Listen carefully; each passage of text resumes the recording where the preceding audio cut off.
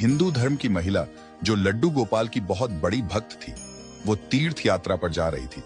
तो उसने अपनी मित्र जैन धर्म की महिला से बोला, सखी, मैं 1 माह के लिए तीर्थ यात्रा पर जा रही हूँ।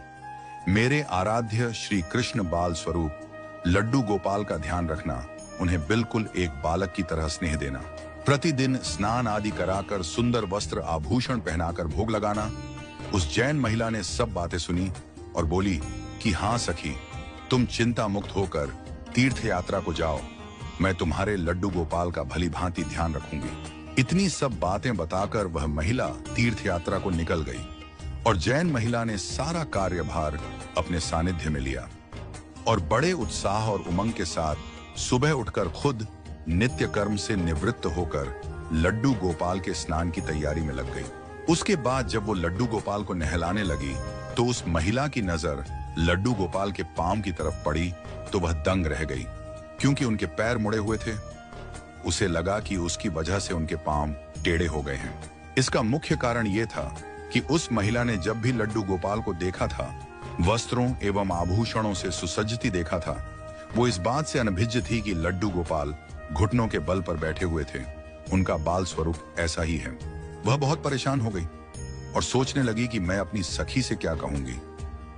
उसने इतने विश्वास के साथ मुझे ये जिम्मेदारी दी थी और मैंने लड्डू गोपाल की देखभाल सही से नहीं की। ये सब सोचकर वह चिंतन में बैठी ही थी कि उसे याद आया कि उसकी सखी ने कहा था कि लड्डू गोपाल सिर्फ एक प्रतिमा नहीं बल्कि जीवित होते हैं। बस फिर क्या था, उसने निश्चय किया कि दिन प्रतिदिन उनके पैरों की मालिश करेगी और वह दिन में कई बार ऐसा ही करने लगी।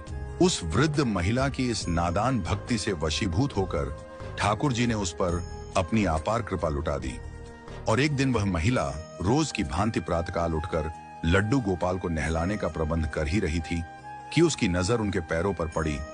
उसने देखा कि लड्डू गोपाल जी के पैर ठीक हो गए हैं और यह सब देखकर वह वृद्ध महिला खुशी से झूम उठी। कुछ समय पश्चात जब वह हिंदू धर्म की महिला तीर्थ यात्रा पूर्ण करके वापस आई तो सबसे पहले वो अपने लड्डू गोपाल के दर्शन को लालायित थी और जैसे ही उसने लड्डू गोपाल को देखा तो आश्चर्य में पड़ गई। उसने देखा कि लड्डू गोपाल खड़े हुए थे। उसने सोचा कि शायद ये उसके लड्डू गोपाल नहीं हैं और अपनी सखी के पास जाकर ये सब पूछा। तब उस जैन धर्म की महिला ने सारा किस्सा उसे सुनाया। उसकी बातें सुनकर हिंदू महिला समझ गई कि ये सारा खेल उस मुरलीधर कृष्ण कन्हैया का है और दौड़ी दौड़ी लड्डू गोपाल के पास पहुंची और उनके चरणों में गिरकर बोली, हे मेरे कन्हैया, हे मुरलीधर, आपकी दया की कोई पराकाष्ठा नहीं।